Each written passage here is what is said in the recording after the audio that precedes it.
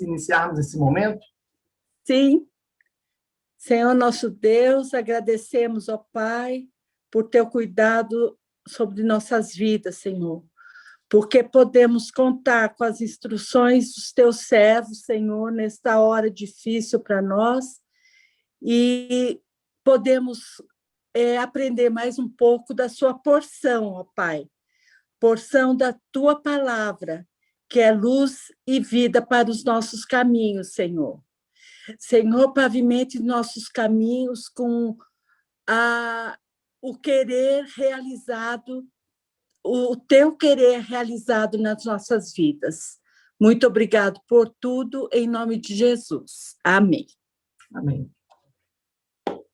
Queridos, eu quero começar fazendo uma introdução que vai servir de luz para o assunto que nós iremos abordar hoje, mas como é uma coisa assim um pouco mais delicada, eu vou pedir para o sábio dar uma pausazinha, e aí eu falo a nós e a gente inicia a nossa aula de hoje com essa introdução que eu fiz para vocês. Já retomei a gravação, viu, professor? Tá bom, querido. Muito obrigado, sábio.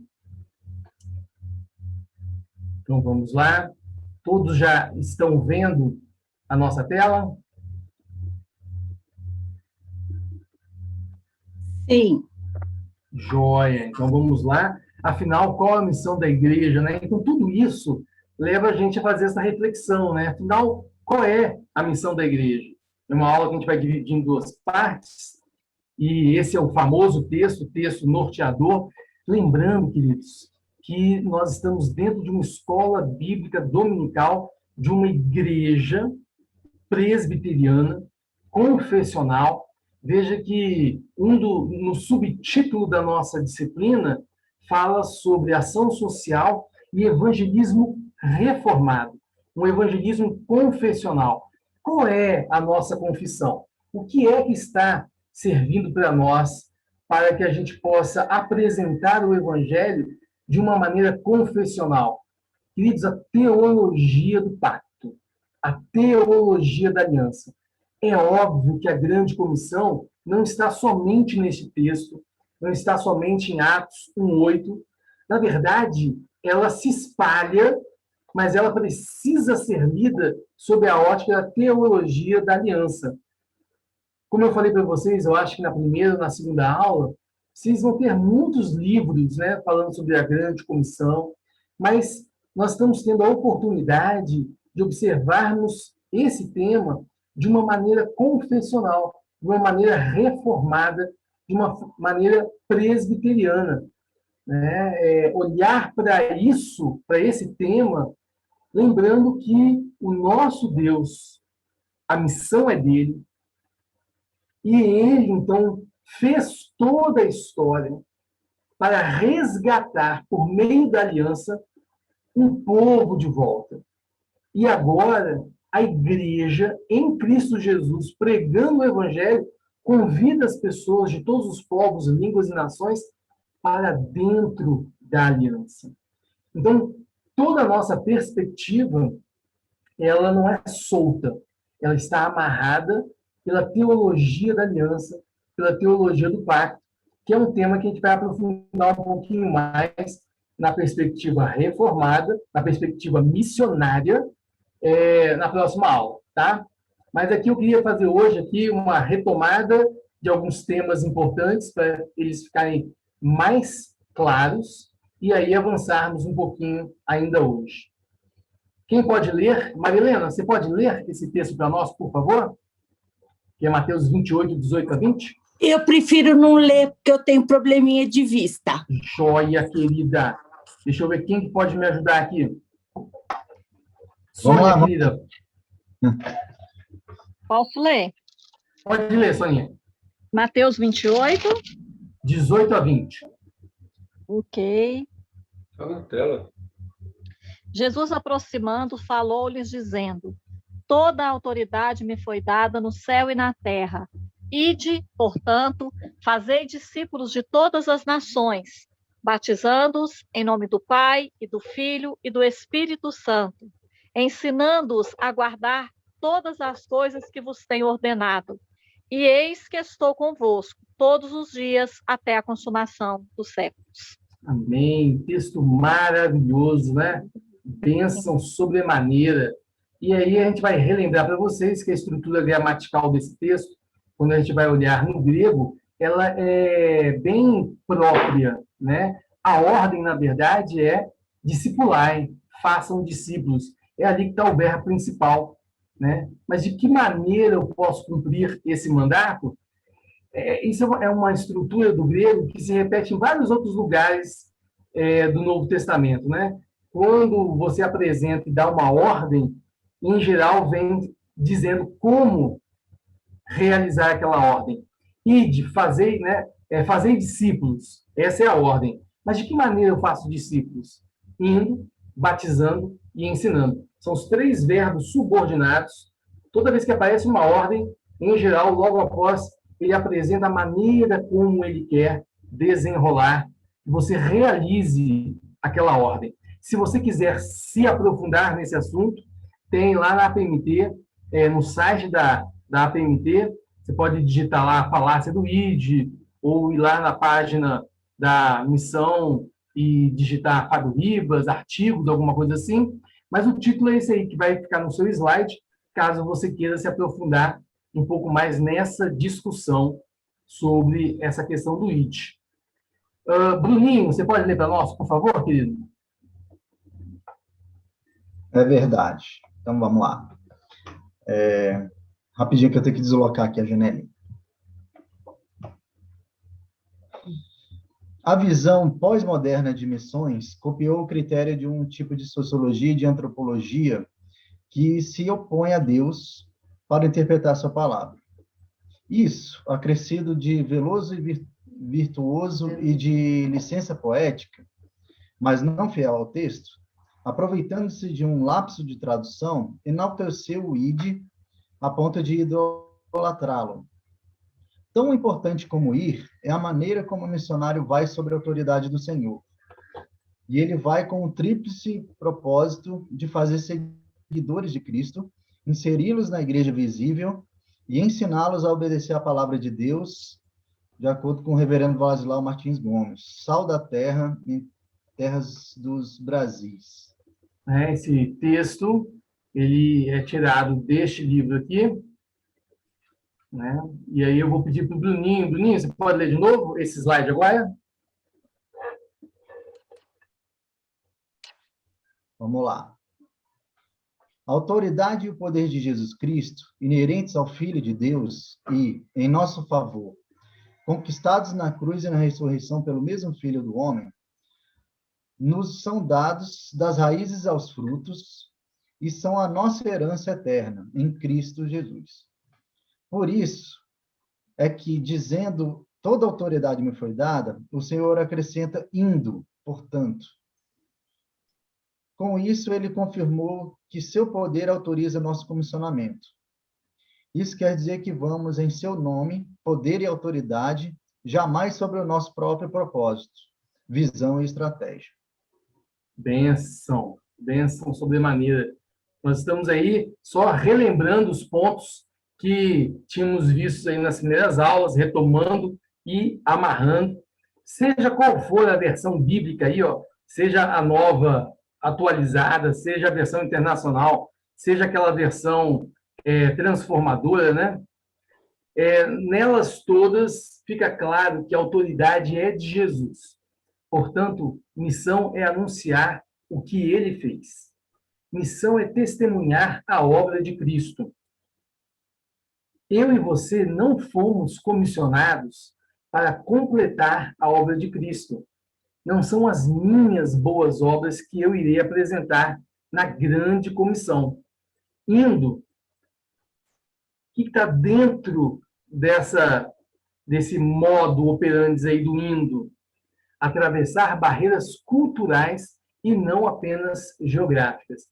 Queridos, isso para mim é muito caro para nós em Brasília, porque nós estamos cercados de outras culturas o tempo todo.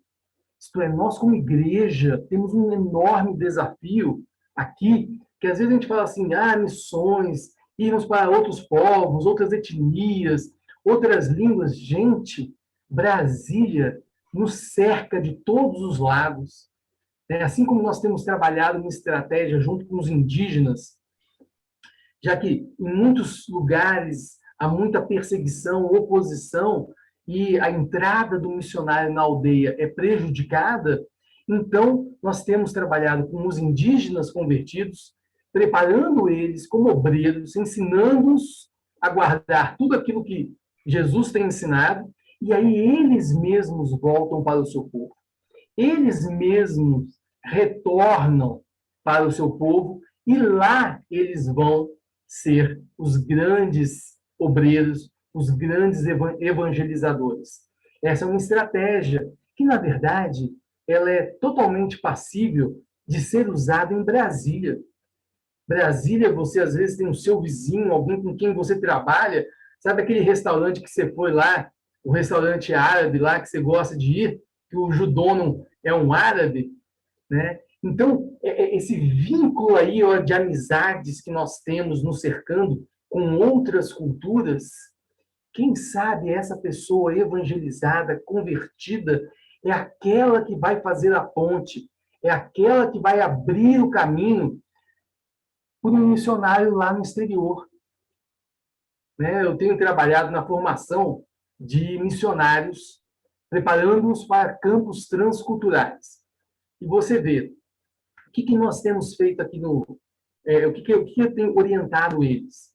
Gente, às vezes a gente quer ir para a China, para a Índia, para o Japão, é uma coisa tão longe, tão distante, mas aqui no Brasil você tem bairro japonês, você tem bairro chinês, você tem presença da maioria desses povos aos quais você quer se dirigir. Então, por que nós não começamos uma estratégia já de contato no Brasil? Porque eles estão querendo professor de português, estão querendo apoio em relação à documentação deles, que é complicada, reforço escolar. Isto é, esses povos estão no Brasil loucos por um amigo brasileiro que os ajude a se encaixar nessa sociedade. E quem sabe é você. E aí, você fazendo esse vínculo de amizade, aprendendo a língua, a cultura, quando você disser que, não, estou indo lá para o Líbano, estou indo lá para a Síria, estou indo lá para a China, para a Índia, aí essa família que é desse grupo vai falar, eu tenho uns parentes lá. Vou falar com eles, você vai entrar em contato com eles. Isto é, eu tenho mostrado como que nós podemos fazer um projeto missionário, de etapas, para que a gente possa fazer um trabalho de alcance muito mais eficiente, muito mais eficaz. Imagina você já sair aqui do campo missionário, já sendo bem falado por uma família que você atendeu aqui no Brasil. Então, assim, é orar, porque quem dá a criatividade é Deus, a estratégia é de Deus. Nós precisamos estar dispostos a mostrar, a se apresentar, a estar ali no dia a dia dessas pessoas. E, gente, Brasília é um campo missionário transcultural riquíssimo. Riquíssimo. Deus não plantou você aqui à toa, nem plantou a IPN aqui à toa, né? Qual o grande mandamento? Quem pode ler para mim, por favor? Esse slide? Amarás o Senhor teu Deus de todo o teu coração, de toda a tua alma e de todo o teu entendimento. Este é o grande primeiro mandamento. O segundo, semelhante a este, é: amarás o teu próximo como a ti mesmo. Opa, desculpa, eu mudei antes de... Então, como eu falei para vocês, né? O grande mandamento, ele está assentado no Antigo Testamento. Jesus não trouxe nenhum mandamento novo quando ele trouxe esse. Ele já estava citado lá. Por isso que João, na sua carta, diz, olha, mandamento novo eu não tenho trazido para vocês. Quando eu falo do amor, eu não tenho trazido algo novo, inédito para vocês. Isso está lá no Antigo Testamento. Na verdade, isso é uma responsabilidade de todo ser humano que foi criado à imagem e semelhança de Deus. Isso tem a ver com a imago Dei. Agora, a grande comissão Não é todo ser humano que foi comissionado a fazer discípulos. Isso é uma responsabilidade da igreja, queridos. O que eu acho muito bom quando a gente tem a oportunidade de fazer esse tipo de apresentação é duas coisas. Primeiro, que a grande comissão volte a ser responsabilidade da igreja, do corpo, da família, do grupo. O que nós temos de missionários aí fora, sozinhos, abandonados, por quê? Porque muitas vezes no seu projeto eles foram muito independentes, saíram de qualquer maneira, mas a grande comissão, ela é uma responsabilidade nossa, da igreja, da família, da fé. O grande mandamento é uma responsabilidade minha e sua. Você vai amar na sua casa, no seu trabalho, aonde quer que você vá, a quem quer que Deus te apresente diante de você. Então é muito interessante perceber a esfera de responsabilidade do corpo da igreja e a minha e a sua esfera. Só o cristão pode cumprir ambos os mandamentos. Tá? Quem pode ler para mim, por favor?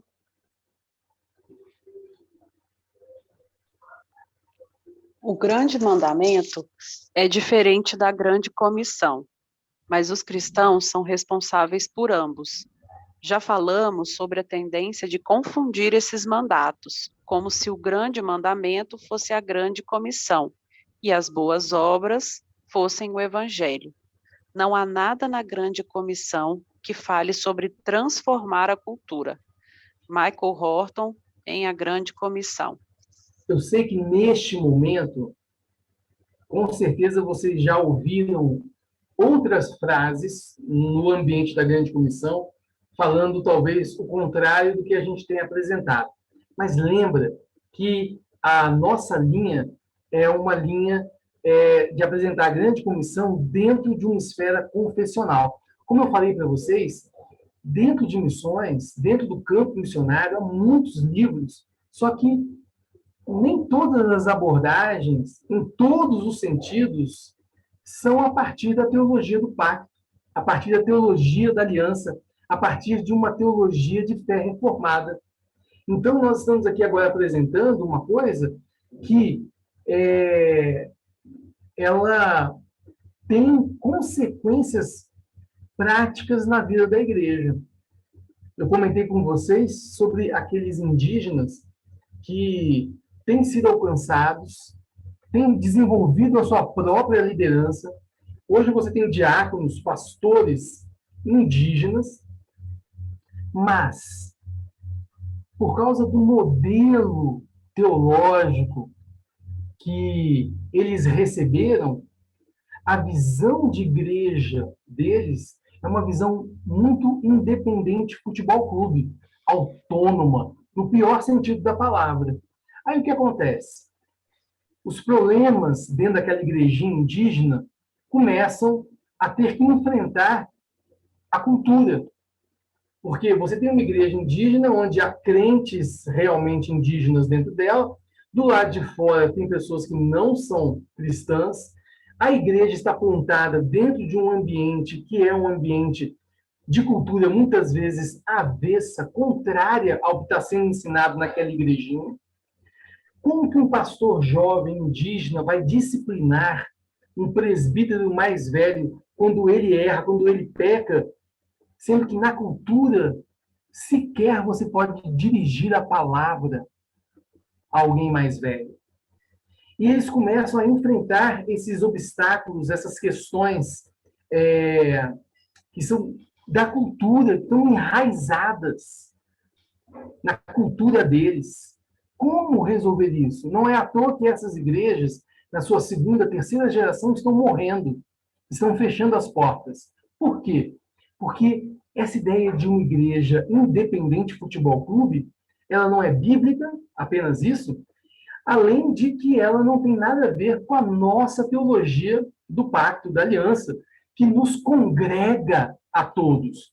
Nós somos uma igreja, a igreja do Senhor Jesus.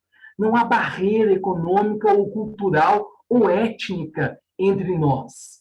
Nós podemos e devemos auxiliar essas igrejas. E vou dizer para vocês, hein?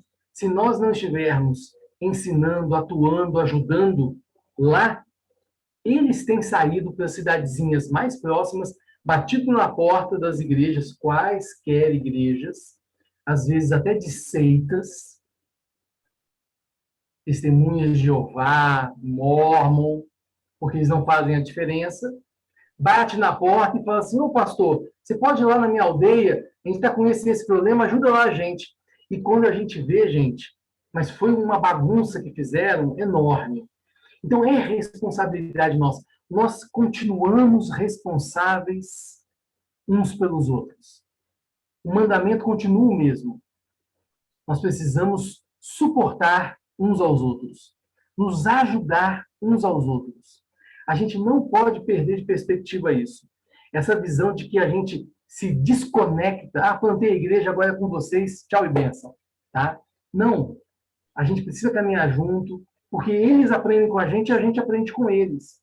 Essa bênção da grande comissão, essa bênção que é essa grande família de Jesus Cristo, nas últimas décadas foi perdida por causa da nossa cultura individualista. A gente deixou isso entrar e até contaminar o nosso fazer discípulo. Então, nós estamos agora trazendo isso de volta, mostrando que até com a gente, se a gente não tomar cuidado, a nossa cultura invade a pregação do Evangelho, invade o nosso fazer missionário.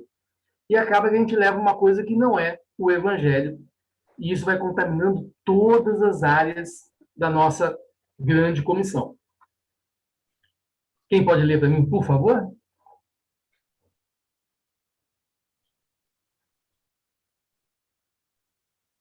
O grande mandamento conclama cada pessoa, crente e não crente, igualmente para a prática de boas obras de amor e serviço na nossa vida cotidiana. Se alguns confundem esses mandatos, outros os separam, como se o nosso chamado celestial de Deus em Cristo Jesus não tivesse nenhuma ligação com uma mordomia e cidadania responsáveis no mundo. Queridos, isso é memorial, não é? Nossa, é o desafio. Acho que a cada geração a gente precisa falar as mesmas coisas, pregar os mesmos textos, dizer sempre as mesmas questões, porque a gente esquece realmente. Ou a gente vai para 8, ou a gente vai para 80. É isso que o Michael Horton está dizendo. Ou a gente separa tudo, grande mandamento não tem nada a ver com a grande comissão não tem nada a ver com o grande mandamento, ou a gente embola tudo no meio do campo e fica achando que o que a gente está fazendo tudo é missão, tudo é grande mandamento. O que eu estou falando, né? A cada geração, ou é 8 ou 80, né? A gente vai para os extremos. Ou a gente junta os dois mandamentos, ou a gente separa totalmente esses mandamentos. Então, a gente precisa lembrar que a igreja, como corpo, tem a sua responsabilidade, e eu e você temos a nossa responsabilidade, cada um de nós. Grande comissão, grande mandamento. Tá? Vou seguir aqui adiante, queridos. Então, as premissas do grande mandamento. Os dois mandamentos contidos no grande mandamento não eram novos aos discípulos, né? Relembrando isso que a gente falou. Amar é lei, é mandamento, por causa da imago Dei. É o padrão de santidade de Deus para crentes e descrentes. Evangelizar e amar o próximo, embora andem juntos, não podem ser ações confundidas uma com a outra. Daí eu disse para vocês, né, eu gosto de repetir essa ideia, de que nós seremos julgados pelo amor. Nós seremos julgados pela lei do amor. É essa lei que vai julgar a humanidade. Muitas vezes as pessoas dizem assim, não, mas Deus é amor, né? Ele vai entender o que eu estou fazendo. Quando você olha para a palavra de Deus e compreende que o amor é o resumo de todos os mandamentos, o amor é uma lei, e que eu e você, sem Cristo Jesus, estamos condenados pela lei, é o amor quem nos condena.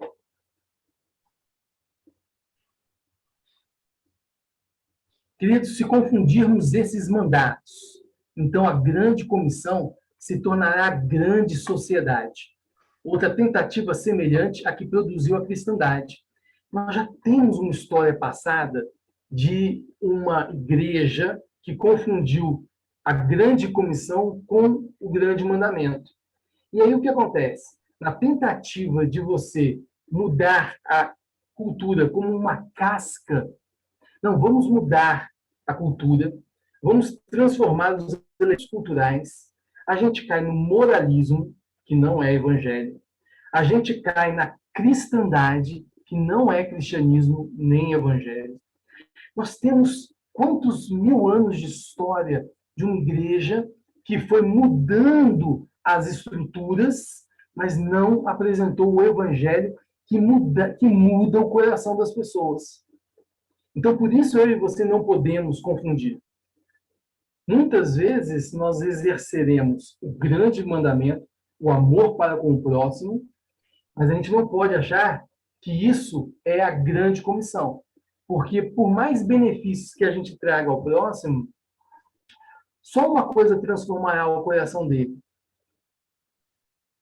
A grande comissão, o evangelho. A pessoa de Jesus Cristo. Tá? Porque se confundirmos, olha o que o Michael Orton traz, é fácil substituir a evangelização pela obra social, tanto quanto usar esta meramente como a cenoura da velha história para a conversão dos pecadores. A gente começa a usar as coisas para atrair as pessoas. Gente, isso é muito complicado, né? Isso é desonesto. Né? Isso é desonesto. Por isso que o pastor, domingo passado, disse, gente, amar aquelas crianças, da Child Pound, a gente não pode só amá-las se elas vierem pelo Evangelho. Tá? São duas coisas diferentes. Eu e você somos chamados a amar. A amar. Cuidar daquelas crianças. Tendo oportunidade, tendo um projeto, tendo uma igreja plantada lá, que possa oferecer a palavra da salvação a elas e às famílias delas, compete a nós como igreja. Não há dúvida disso.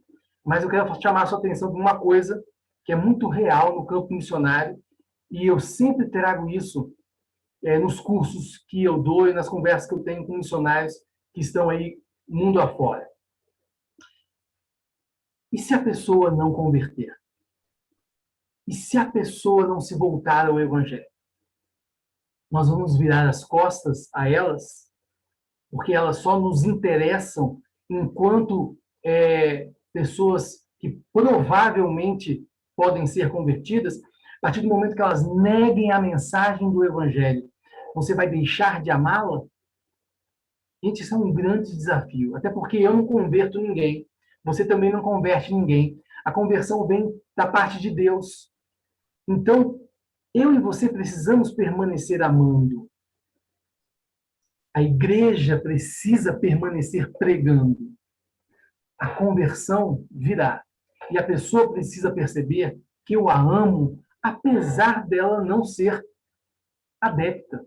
Ela não precisa fingir conversão, como aconteceu na cristandade. Quantas pessoas, para ter os benefícios oferecidos pela cristandade, a segurança, benefícios materiais, não fingiram que converteram, entrando dentro, mas trouxeram todos os seus falsos deuses para dentro, fazendo esse negócio que hoje a gente chama de cristandade. Por quê? Porque o grande mandamento foi confundido com a grande comissão.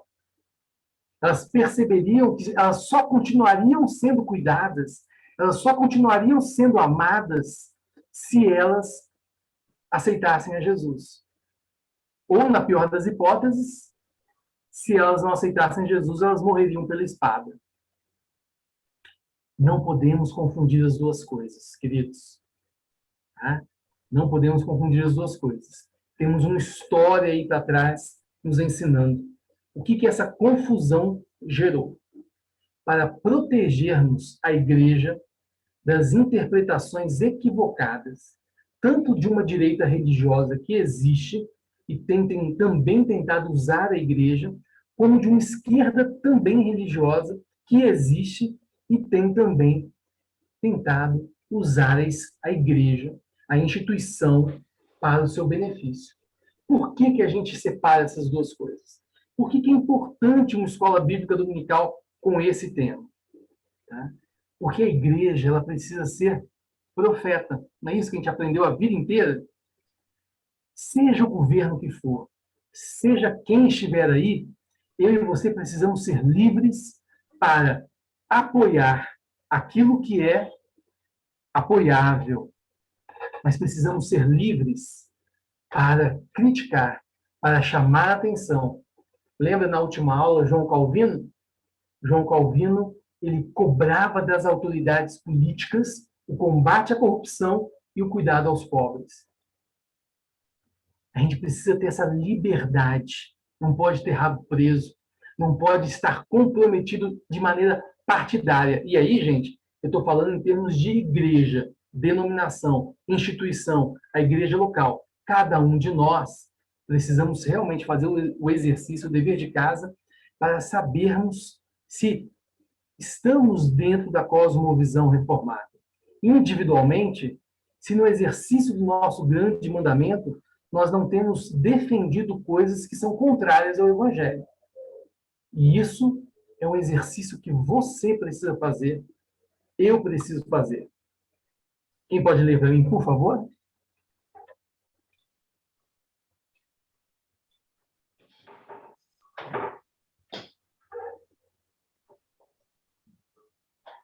A retórica da esquerda e da direita evangélica, é isso? Na política atual, me parece simplista tanto na interpretação da Escritura como na aplicação dela aos planos políticos para a área pública.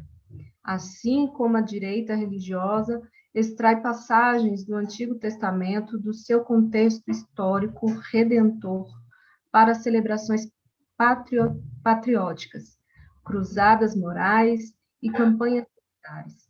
A esquerda religiosa faz o mesmo com os profetas e com Jesus.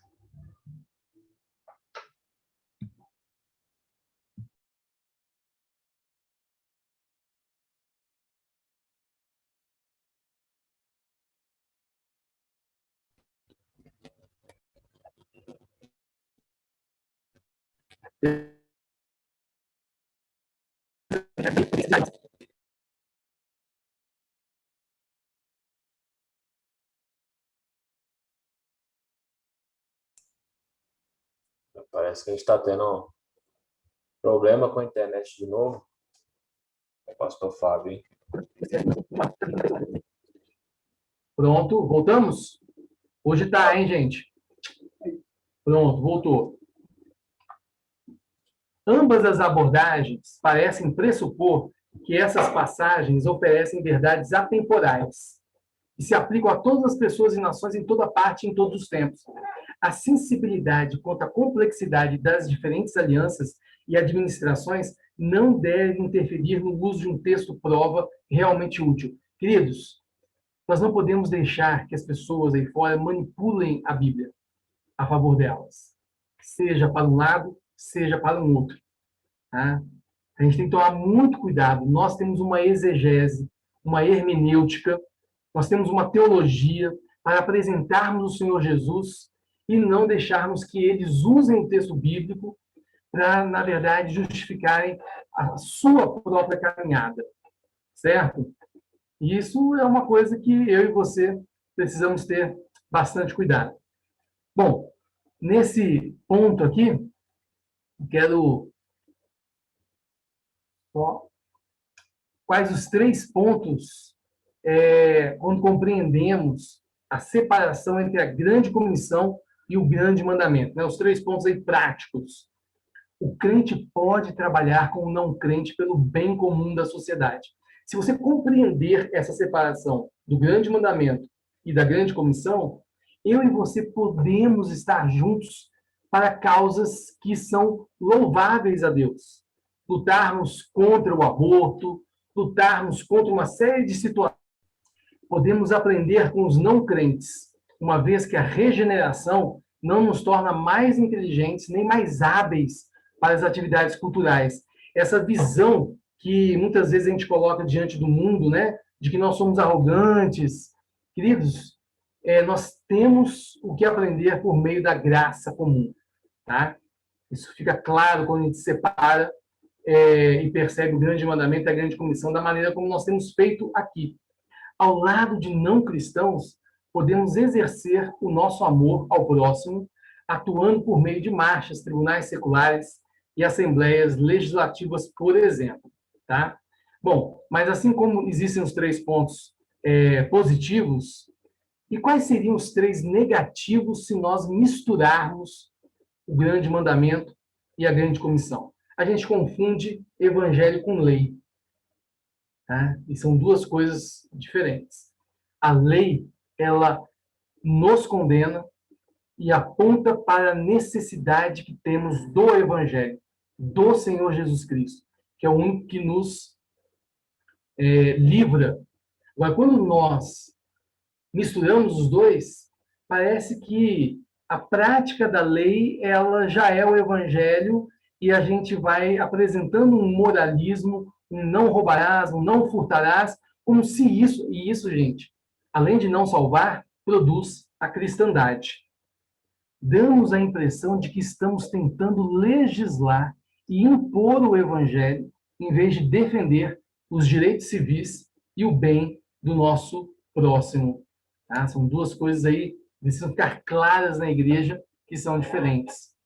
Deixamos de recorrer à revelação geral. Próxima aula a gente retoma. Ainda bem que a gente dividiu essa aula, esse assunto, em 2 partes, hein? Verdade. Pode falar, querido Bruninho. Não, pastor, só assim fazer uma colocação, que parece que, pelo que eu estou vendo aqui, que sou exposto sobre esse Michael Horton, eles citam uma direita e uma esquerda religiosa, e a percepção que a gente está tendo aqui ultimamente, acompanhando esse movimento feminista, os argumentos todos, é que a esquerda não é religiosa. Houve uma esquerda religiosa na época da teologia da libertação, mas hoje, em 2020, a gente não está tendo essa esquerda religiosa. A esquerda é não religião. E aí eu vejo eles atacando as 3 principais, né? Assim, eles vêm com a ideia de que religião é lavagem cerebral para que você não seja programado a agir daquela maneira. Então, assim, é só fazer essa colocação, que eu acho que as coisas estão um pouquinho mais polarizadas aqui no Brasil nos dias de hoje. Uhum. Existem os religiosos, normalmente são cristãos, mas a grande maioria ainda é católica, e os não religiosos que atacam os cristãos de tudo quanto é jeito. Verdade. Só que tem que considerar que, como exatamente o senhor falou, a comunidade muçulmana tem crescido bastante, tem muitos judeus também, assim, que eu vejo, assim, eu já trabalhei com um judeu praticante lá na instituição onde eu trabalho. Então, assim, a gente realmente, em Brasília, a gente tem a oportunidade de conviver com vários tipos de pessoas. Mas que a gente vê esse papo bem mais, assim, eles voltaram ao marxismo de raiz mesmo, né? Assim, religião não presta para eles. Eu vejo verdade. Sempre teve esse grupo. Pode falar, Daiane. Vou complementar o Bruno aqui. Ou até as pessoas que se dizem cristãs, não sei se realmente nasceram de novo, né? Para poder dizer que o aborto é um direito, né? Então, assim, eu não sou contra, mas eu sou a favor do direito dela, né? Dizer também que a gente não pode mais ficar colocando Deus em tudo, para tudo, justificando tudo, ou esses tempos de hoje para tudo, que Deus está no controle, estão usando até Deus com letra maiúscula agora, né? Maiúscula não, minúscula, letra minúscula, né? Não vou falar Deus em vão, para tudo, agora é Deus, Deus, Deus, tudo é justificável por Deus, não quero tocar no assunto de Deus. Tá meio assim, sabe? A pessoa não sabe se é lá ou se é cá, e não vou ficar muito do lado de cá, mas eu vou ficar favorável lá também, ou às vezes para não perder minhas amizades, ou qualquer coisa assim do gênero, entendeu? polarizou demais.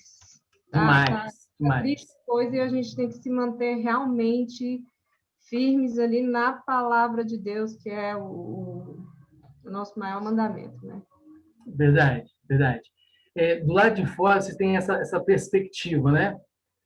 Mas dentro do meio missionário cristão, né, a teologia da libertação ela ainda influenciou muito. Nós temos uma geração enorme de missionários formados dentro da teologia da libertação e das bases deles, né? Então, isso é muito forte, essa confusão do grande mandamento com a grande comissão. E, quando eu falo assim em termos de direita, né, é interessante você olhar para os Estados Unidos e ver como que a igreja ela foi usada para determinar uma política internacional. Então, quando a gente fala em direita religiosa, lá é mais forte do que aqui, embora a gente saiba que hoje também nós estamos vendo a igreja sendo usada, e você acaba tirando texto da Bíblia para provar qualquer coisa, se você não tem um arcabouço teológico. O que vai nos preservar é termos um arcabouço, uma cosmovisão reformada que vai nos proteger e perceber, no meio dessa confusão que existe, o que é o Evangelho do Senhor Jesus e o que não é o Evangelho do Senhor Jesus, para que a gente possa pregar a todas essas pessoas. Esse é um grande desafio da nossa geração.